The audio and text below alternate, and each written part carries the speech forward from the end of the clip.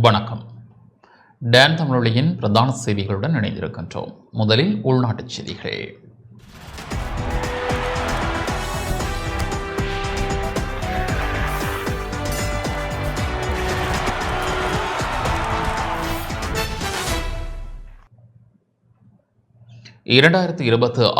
ஆண்டின் முதல் 4 மாதங்களுக்கான இடைக்கால கணக்கறிக்கை இன்று நாடாளுமன்றத்தில் சமர்ப்பிக்கப்பட உள்ளது. 2025 ஆண்டின் முதல் 4 மாதங்களுக்கான அரசு செயற்பாடுகள் மற்றும் கடன் சேவைகளை தொடர்வதற்கான இடைக்கால கணக்கறிக்கை இன்று நாடாளுமன்றத்தில் சமர்ப்பிக்கப்பட உள்ளது. பிரதமர் கலாநிதி ஹரணி அமரசூரியவினால் இடைக்கால கணக்கறிக்கை நாடாளுமன்றத்தில் சமர்ப்பிக்க உள்ளதோடு அது தொடர்பான விவாதம் இன்றும் நாளையும் நடைபெற உள்ளது. அடுத்த ஆண்டு முதல் 4 மாதங்களுக்கும் தற்போது நடைபெற்று வரும் திட்டங்கள் மற்றும் அரசு சேவைகளை பராமரிக்க தேவையான நிதி இந்த இடைக்கால கணக்கறிக்கை மூலம் ஒதுக்கப்பட உள்ளது.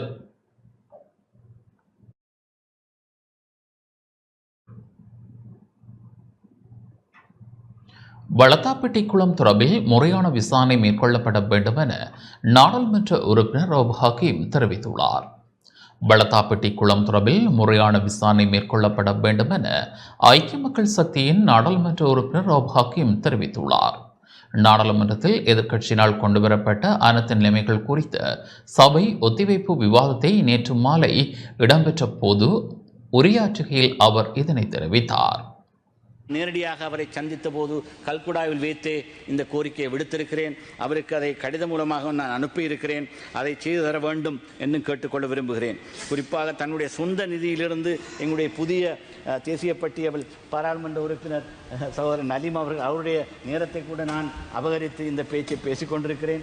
எனவே அவர் தன்னுடைய சொந்த நிதியினால் தன்னுடைய உபகரணங்களை கொடுத்து அந்த பிரதேச மக்களுக்கான அந்த நிவாரணத்தை பெற்றுக் கொடுத்திருக்கிறார் என்பதற்காக நான் அவருக்கு நன்றி கூறியாக வேண்டும். குறிப்பாக நான் இன்னும் ஒரு விஷயத்தை சொல்ல வேண்டும். I want to bring to the attention of the government the necessity to revive an earlier project that existed called CRIP, Climate Resilient Infrastructure Project, which was funded by the World Bank and the ADB, particularly to attend to the infrastructure. சேதமடைந்த வீடுகளிலேயே குடியேற மலைய மக்கள் நிர்பந்திக்கப்படுகின்றனர் என நாடாளுமன்ற உறுப்பினர் ஜீவன் தொண்டமான் தெரிவித்துள்ளார். சேதமடைந்த வீடுகளிலேயே குடியேற வேண்டும் என மலைய மக்களை பெருந்தோட்ட நிறுவனங்களால் நிர்பந்திக்கப்படுவதாக ஐக்கிய தேசிய கட்சியின் நாடாளுமன்ற உறுப்பினர் ஜீவன் தொண்டமான் தெரிவித்துள்ளார். நாடாளுமன்றத்தில் எதிர்க்கட்சியினால் கொண்டுவரப்பட்ட அனைத்து நிலைமைகள் குறித்த சபை ஒத்திவைப்பு விவாதம் நேற்று மாலை இடம்பெற்றது. அதன்போது உரையாற்றுகையிலே அவர் இதனை தெரிவித்தார். டன்சனன் தோட்ட பகுதி இருக்கு. இந்த டன்சனன்ல 3 டிவிஷன் இருக்கு.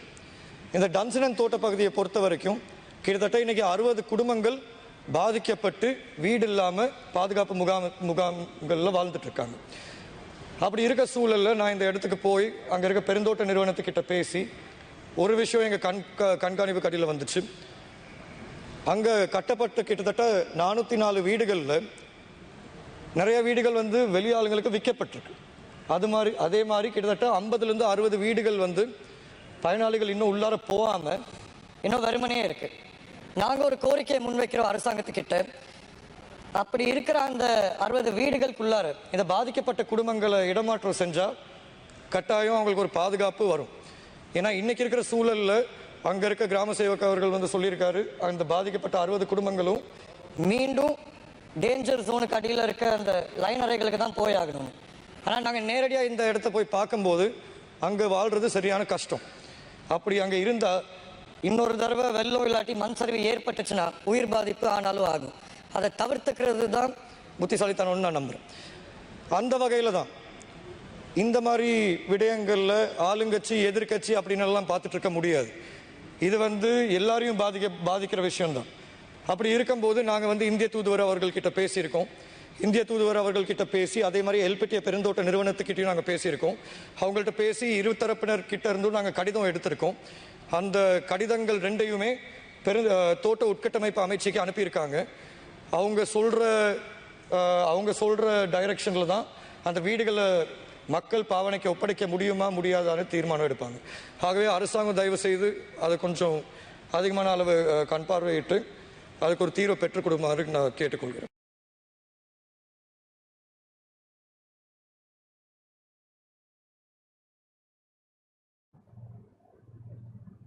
மன்னார் காற்றாலை திட்டத்தினால் வெள்ள அனர்த்தம் ஏற்படும் நிலை ஏற்பட்டுள்ளதாக நாடாளுமன்ற உறுப்பினர் செல்வம் அடைக்கலநாதன் தெரிவித்துள்ளார். மன்னாரில் காற்றாலை திட்டம் திட்டமிடப்படாமல் உருவாக்கப்பட்டுள்ளதால் வெள்ள அனர்த்தம் ஏற்படும் நிலை ஏற்பட்டுள்ளதாக நாடாளுமன்ற உறுப்பினர் செல்வம் அடைக்கலநாதன் தெரிவித்துள்ளார். நாடாளுமன்றத்தில் எதிர்க்கட்சியினால் கொண்டுவரப்பட்ட அனைத்து நிலைமைகள் குறித்த சபை ஒத்திவைப்பு விவாதத்தில் உரையாற்றுகையிலேயே அவர் இதனை தெரிவித்தார். மன்னார் மாவட்டத்தை வன்னியிலே கூடுதலாக மன்னார் மாவட்டம் பாதிக்கப்பட்டது. அதை இரண்டாவது இடமாக பார்க்கின்ற போது முல்லைத்தீவு மாவட்டம். அவை 3 மாவட்டங்களும் பாதிப்புக்குள்ளான சூழல்களை கண்டறிகின்ற நிலையிலே வடிகால் அமைப்பு என்பது எங்களுடைய மாவட்டங்களிலே இல்லாதிருக்கிறது. அதைவிட இந்த பிரதான ரோட்டுகள் பாதைகள் போடுகின்ற போது எங்களுடைய நிலத்திற்கும் மேலே அந்த ரோடுகள் அமைவதால் பிரதி அமைச்சர் சொன்னது போல அந்த தண்ணிகள் ஓட முடியாமல் வீடுகளுக்கு செல்லுகின்ற ஒரு நிலை காணப்படுகிறது. அதைவிட மன்னாரிலே இந்த காற்றாலை மின்சாரம்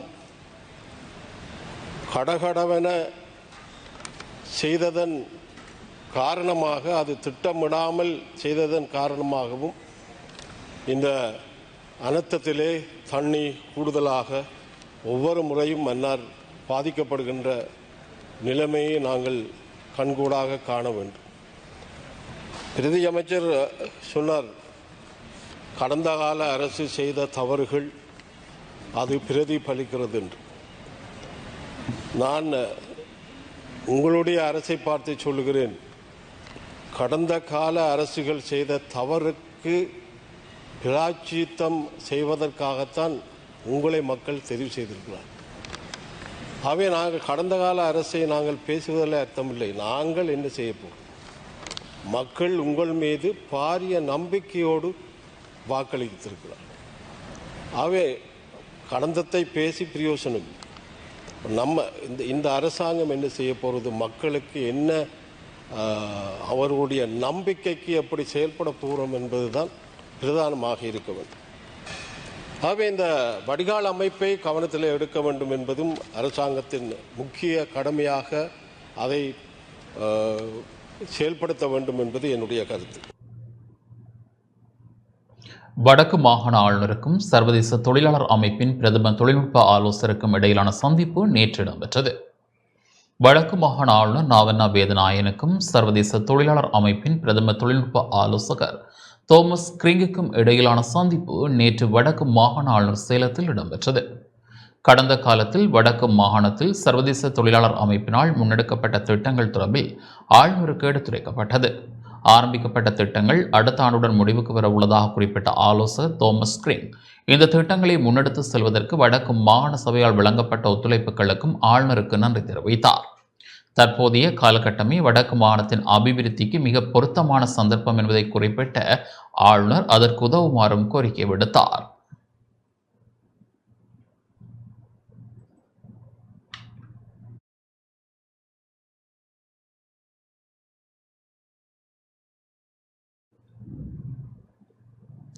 இலங்கை தமிழரசுக் கட்சி நாடாளுமன்ற உறுப்பினர்களுக்கும் ஜனாதிபதிக்கும் இடையில் சந்திப்பு இடம்பெற்றுள்ளது.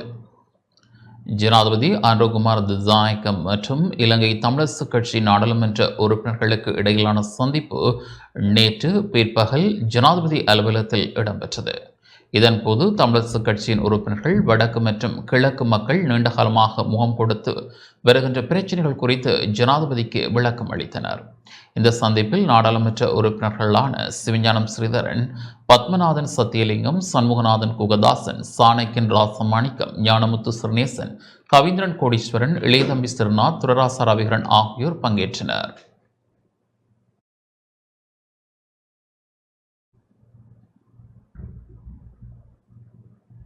வடக்கில் ஒரு நீதியும் தெற்கில் ஒரு நீதியும் நடைமுறைப்படுத்தப்படுகின்றது என நாடாளுமன்ற உறுப்பினர் தயாசிரி ஜாசகர தெரிவித்துள்ளார். வடக்கில் ஒரு நீதியும் தெற்கில் ஒரு நீதியும் நடைமுறைப்படுத்தப்படுவதாக ஐக்கிய மக்கள் சக்தியின் குருநாகல் மாவட்ட நாடாளுமன்ற உறுப்பினர் தயாசிரி ஜாசகர தெரிவித்துள்ளார். நேற்று நாடாளுமன்றில் அவர் இதனை தெரிவித்துள்ளார். උතුරේ සිවාජිලිංගට තියෙන නීතිය නෙමෙයි දකුණේ අර ඒකට විරුද්ධව වැඩ කරපාට තියෙන නීතිය. அரசாங்கம் பெற்றுக்கொண்டுள்ள பெரும்பான்மை மக்கள் ஆணையை உரியவாறு பயன்படுத்தும் பட்சத்தில் அதற்கான ஆதரவை வழங்க எதிர்க்கட்சி என்ற வகையில் நாம் தயாராக உள்ளோம். 225 நாடாளுமன்ற உறுப்பினர்களையும் ஊழல்வாதிகள் என கூறினர். ஆகவே யார் அந்த ஊழல்வாதிகள் என்பதை மக்களுக்கு காண்பிக்க வேண்டும். நாட்டை கட்டியெழுப்ப பங்களிப்பை வழங்க எத்தனிப்பவர்களையும் ஊழல்வாதிகளாக சித்தரிக்க வேண்டாம் என தெரிவித்துக் கொள்ள விரும்புகின்றேன். நாடாளுமன்ற வரப்பிரசாதங்களை இரத்து செய்வோம் என கூறினர். இனவாதத்தை ஒழிப்பதாக கூறினர். ஆனால் அதற்கான நகர்வுகள் முன்னெடுக்கப்பட்டதாக தெரியவில்லை. வடக்கில் ஒரு நீதியும் தெற்கில் ஒரு நீதியும் நடைமுறைப்படுத்தப்படுகின்றது. அதற்கு பதிலளித்த பொதுமக்கள் பாதுகாப்பு மற்றும் பாராளுமன்ற அலுவல்கள் அமைச்சர் ஆனந்த விஜயபால දයාසිරි මන්ත්‍රීතුමා මීට සුළු මොහොතකට පෙර ප්‍රකාශ කළා අත්අඩංගුවට ගැනීම සම්බන්ධයෙන් උතුරේදී එක නීතියකුත් දකුණේදී එක නීතියකුත් ක්‍රියාත්මක කරනවා කියලා මම මීට සුළු මොහොතකට පෙර පොලිස්පතිවරයාගෙන් මේ පිළිබඳව විමසීමක් කරා. පොලිස්පතිවරයා කිව්වා එහෙම සිද්ධියක් නෑ, එහෙම නීති දෙකක් යටතේ නෙවෙයි, ත්‍රස්තවාද වැළැක්වීමේ පනත යටතේ තමයි උතුරෙත් කරුණු වාර්තා කරලා තියෙන්නේ කියලා. ඉතින් දයාසිරි මහත්මයා මේ අවස්ථාවේ කරලා තියෙන්නේ නැවත වතාවක් ජාතිවාදයේ අවසන ප්‍රකාශයක් තමයි කරලා තියෙන්නේ උතුරට එක නීතියයි දකුණට එක නීතියයි කියලා.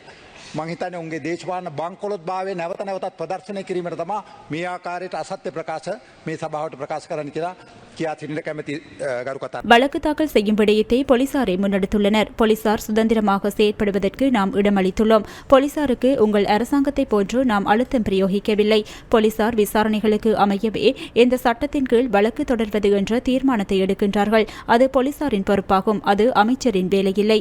மீண்டும் உரையாற்றிய நாடாளுமன்ற உறுப்பினர் தயாஸ்ரீ ஜெயசேகர இது தொடர்பில் சட்டமா அதிபரின் ஆலோசனையை பெற்றுக்கொள்ள வேண்டியது அவசியமாகும். ஏனெனில் மாவீரர் தின நினைவேந்தல் தொடர்பில் கைது செய்யப்பட்டவர்களில் வடக்கை சேர்ந்தவர்களுக்கு தண்டனை சட்டக்கோவையின் கீழ் வழக்கு தொடரப்பட்டுள்ளது. ஆனால் தெற்கில் பயங்கரவாத தடை சட்டத்தின் கீழ் வழக்கு தொடரப்பட்டுள்ளது. හරි තමුන්නාන්සලා අයිතියක් නෑ කරන්න. හරි விவசாயிகளுக்கான நஷ்டஈட்டுத் தொகை போதுமானதாக இல்லை என நாடாளுமன்ற உறுப்பினர் டி விசானக தெரிவித்துள்ளார். அனர்த்தத்தினால் பாதிக்கப்பட்ட விவசாயிகளுக்கு வழங்க எதிர்பார்த்துள்ள நஷ்டஈட்டுத் தொகை போதுமானதாக இல்லை என ஸ்ரீலங்கா பொதுஜன பெரமுனவின் ஹம்பாந்தோட்டை மாவட்ட நாடாளுமன்ற உறுப்பினர் டி விசானக தெரிவித்துள்ளார். நாடாளுமன்றத்தில் எதிர்க்கட்சியினால் கொண்டுவரப்பட்ட அனைத்து நிலைமைகள் குறித்த சபை ஒத்திவைப்பு விவாதத்தில் உரையாற்றுகையிலேயே அவர் இதனை தெரிவித்துள்ளார். ජීවිත නැති වෙලා තියෙනවා. අපි විශ්වාස කරනවා දැනට ආණ්ඩුවෙන් ඒ පිළිබඳව ඒ පවුල් වලට මොනවද 1 ஏக்கர் நெற் செய்கையை மேற்கொள்ள 60,000 ரூபாய் தொடக்கம் 90,000 ரூபாய் வரை விவசாயிகளுக்கு செலவு செய்ய நேரிடுகின்றது. எனவே அரசாங்கம் வழங்க இருக்கும் நட்ட ஈட்டுத் தொகை அதனை கூட ஈடு செய்ய முடியாத வகையிலேயே அமைந்துள்ளது. விவசாய பிரதி அமைச்சர் தொடர்ச்சியாக விவசாயிகள் தொடர்பாக பேசியிருந்தார். ஆனால் இப்போது அவர் விவசாயிகள் எதிர்கொள்ளும் பிரச்சினைகளை கண்டுகொள்ளாமல் இருக்கின்றார். எனவே இந்த விடயம் தொடர்பாக கவனம் செலுத்தி குறைந்தபட்சம் பாதிக்கப்பட்ட விவசாயிகளுக்கு 1 லட்சம் ரூபாவை எனும் வழங்க நடவடிக்கை எடுக்க வேண்டும். වෙන්නේ ඒ වගේම උන්ගේ ජීවිකාව ඉස්සරහට ගෙනගෙන යන්නේ කොහොමද කියලා පැහැදිලි කිරීමක් කරලා තිබුණේ නැහැ. ඒකද අපි විශ්වාස කරනවා කඩිනම இயற்கை அனர்த்தங்களை சில இடங்களில் தவிர்த்திருக்க முடியும் என பிரதி அமைச்சர் அருண் ஹேமச்சந்திரா தெரிவித்துள்ளார். இயற்கை அனர்த்தம் என்றாலும் சில இடங்களில் அதனை தவிர்த்திருக்க முடியும் என வெளிநாட்டு அலுவல்கள் மற்றும் வெளிநாட்டு வேலைவாய்ப்பு பிரதி அமைச்சர் அருண் ஹேமச்சந்திரா தெரிவித்துள்ளார். அனைத்து நிலைமைகள் குறித்த சபை ஒத்திவைப்பு விவாதத்தில் அவர் இதனை தெரிவித்தார். ஒரு வாரத்திற்கு முன்னால் இந்த நாட்டில் ஒரு பாரிய ஒரு இயற்கை அனர்த்தம் இடம்பெற்றது. இந்த இயற்கை அனர்த்தத்தை நாங்கள் எடுத்து பார்த்தோம் என்று சொன்னால் உன்னைக்கும் இந்த இயற்கை அனர்த்தம் ஒரு இயற்கை அனர்த்தம் என்று சொன்னாலும் சில இடங்களில் இந்த இயற்கை அனர்த்தம் தவிர்க்கப்பட்டிருக்கலாம் என்கின்ற அந்த விமர்சனம் பலரால் முன்வைக்கப்பட்டது. நாங்கள் ஒரு விடயத்தை நாங்கள் முக்கியமாக கூறிக்கொள்ள வேண்டும். கடந்த 76 ஆண்டுகள் இந்த நாட்டினை ஆட்சி செய்தது தேசிய மக்கள் சக்தி அல்ல. ஆகவே சில இடங்களுக்கு நாங்கள் சென்று பார்க்கும் பொழுது அந்த இடங்களில் வடிகான்கள் இருக்கின்றது, ஆனால் தண்ணீர் வடிவதில்லை. இன்னும் பல இடங்களில் நாங்கள் பார்த்தோம் என்று சொன்னால் பாலங்கள் கட்டப்பட்டிருக்கின்றது, ஆனால் அந்த பாலங்களின் கட்டுமான பணியினால் பல்வேறு தரப்பட்ட பாதிப்புகள் உள்ளாக்கப்பட்டிருக்கின்றன. இன்னும் மேலும் நாங்கள் பார்த்தோம் என்று சொன்னால் மக்கள் பல இடங்களில் இந்த அபிவிருத்திகளால் இந்த அபிவிருத்தி என்கின்ற விடயம் ஏற்பட்டதன் பிரகாரம்தான் தாங்கள் வெள்ளத்தில் மூழ்கின்றார்கள் என்கின்ற விடயத்தை அவர்கள் கூறி வருகின்றார்கள். இவ்வாறு பல்வேறு தரப்பட்ட உதாரணங்களை எங்களால் கூறிக்கொண்டு போக முடியும். நேரம் தொடர்பான விடயத்தையும் கருத்தில் கொண்டு நான் சுருக்க விரும்புகின்றேன். குறிப்பாக நாங்கள் பார்த்தோம் என்று சொன்னால் இந்த நாட்டில் இருக்கின்ற சட்ட திட்டங்கள் உள்ளிட்ட பல்வேறு தரப்பட்ட விடயங்கள் இங்கு மாற்றமடைய வேண்டும். தேசிய மக்கள் சக்தியின் ரீதியில் தேசிய மக்கள் சக்தியின் ரீதியில் நாங்கள் மிகவும் ஒரு ஆக்கப்பூர்வமான வேலை திட்டத்தை நாங்கள் முன்னெடுக்க விரும்புகின்றோம். இந்த வேலை திட்டத்துடன் உங்கள் அனைவரையும் சேர்ந்து பயணிக்குமாறு உங்களிடம் நாங்கள் வேண்டுகோள் விடுக்கின்றோம். குறிப்பாக நாங்கள் இந்த நாட்டிற்கு பொருத்தமான, அதாவது நாங்கள் பார்த்தோம் என்று சொன்னால் டிசாஸ்டர் ஹாட்ஸ்பாட் என்று கூறுவோம், அதாவது இந்த அனர்த்தங்கள் சம்பந்தப்பட்ட ஒரு முக்கியமான ஒரு கேந்திர ஸ்தானத்தில் தான் இலங்கை இருக்கின்றது. ஆகவே இவ்வாறான விடயத்தினை நாங்கள் ஏற்கனவே எதிர்வு கொண்டு நாங்கள் நடந்து கொள்ள வேண்டிய ஒரு கட்டாயத்தில் இருக்கின்றோம். குறிப்பாக எங்களுக்கு தெரியும், கடந்த செப்டம்பர் 21ஆம் தேதி தான் இந்த ஆட்சி மாற்றம் ஆரம்பித்தது. கடந்த நவம்பர் 14ஆம் தேதி தான் இந்த ஆட்சி மாற்றம் ஒரு முக்கியமான ஒரு புள்ளியினை எட்டியிருக்கின்றது. ஆகவே இதுவரை காலம் இடம்பெற்ற விடயங்கள் தொடர்பாக எங்களால் ஒட்டுமொத்த பொறுப்புகளை கூற முடியாவிட்டாலும் எதிர்வரும் காலங்களில் நிச்சயமாக இவ்வாறான விடயங்கள் ஏற்படுவதை தவிர்த்து கொண்டு நாங்கள் மிகவும் ஒரு கால வேளையிலேயே இது தொடர்பான முன்னேற்பாடுகளில் நாங்கள் ஈடுபட வேண்டிய ஒரு கட்டாயத்தில் இருக்கின்றோம். சிறுவர்களுக்கு எதிரான பாலியல் துஷ்பிரயோக சம்பவங்கள் அதிகரித்துள்ளன. சிறுவர்களுக்கு எதிரான பாலியல் துஷ்பிரயோக சம்பவங்களில் அதிகமானவை சப்ரமோ மாகாணத்திலேயே பதிவானதாக போலீஸ் மகளிர் பிரிவின் பிரதி போலீஸ் மா அதிபர் ரேணுகா தெரிவித்துள்ளார். பொது இடங்களில் பெண்களுக்கு எதிரான வன்முறை சம்பவங்கள் சட்டத்தின் கீழ் பெண்கள் எவ்வாறு நடந்து கொள்ள வேண்டும் என்பது பற்றிய அறிய தரும் வகையில் ஏற்பாடு செய்யப்பட்ட ஊடகவியலாளர் சந்திப்பு கொழும்பில் நேற்று இடம்பெற்றது. அதன்போதே அவர் இதனை தெரிவித்துள்ளார். පලාත් අනුව ගත්තහම වැඩිම සබරගමුව පලාතේ තමයි වැඩිම ප්‍රමාණයක් වාර්තා වෙලා තියෙන්නේ. பெண்கள் மற்றும் சிறுவர்களுக்கு எதிராக இடம்பெறுகின்ற வன்முறைகளுக்கு எதிராக பல சட்டங்கள் நம்முடைய நாட்டில் உள்ளன. ஆனால் அந்த சட்டங்களின் கீழ் முறைப்பாடுகளை அளிப்பதற்கு பாதிக்கப்பட்டவர்கள் தயாராகவில்லை. 2023ஆம் ஆண்டை எடுத்து நோக்கும் போது பொது இடங்கள் மற்றும் பொது போக்குவரத்து சாதனங்களில் சிறுவர்களுக்கு எதிராக இடம்பெற்ற வன்முறை சம்பவங்களில் அதிகமானவை சப்ரகமுவ மாகாணத்திலேயே பதிவாகியுள்ளன. அத்துடன் பொது இடங்கள் என எடுத்து நோக்கும் போது வீதிகள், கல்வி நிலையங்கள் உள்ளிட்டவற்றில் சிறுவர்களுக்கு எதிரான பாலியல் சம்பவங்கள் பல பதிவாகியுள்ளன. பொது போக்குவரத்து சாதனங்களை பார்க்கிலும் பொது இடங்களில் இடம்பெறும் பாலியல் துஷ்பிரயோக சம்பவங்களே அதிகளவில் காணப்படுகின்றன. இவ்வருடத்தின் கடந்த அக்டோபர் 31ஆம் தேதி வரையான காலப்பகுதியில் சிறுவர்களுக்கு எதிரான வன்முறைகளில் அதிகளவில் சப்ரகமுவ மாகாணத்திலேயே பதிவாகியுள்ளது. அதுவும் பொது இடங்களிலேயே அதிகளவில் பதிவாகியுள்ளது. ස්ථාන කියන එක අපි දැක්කේ එතනදී මහා මාර්ගය, ඒ වගේම සමහර අවස්ථාවල පන්ති යනවා දරුවෝ. இத்துடன் இந்த செய்திகள் நிறைவு பெறுகின்றன. தொடர்ந்து நமது நிகழ்ச்சிகளுடன் இணைந்திருங்கள். வணக்கம்.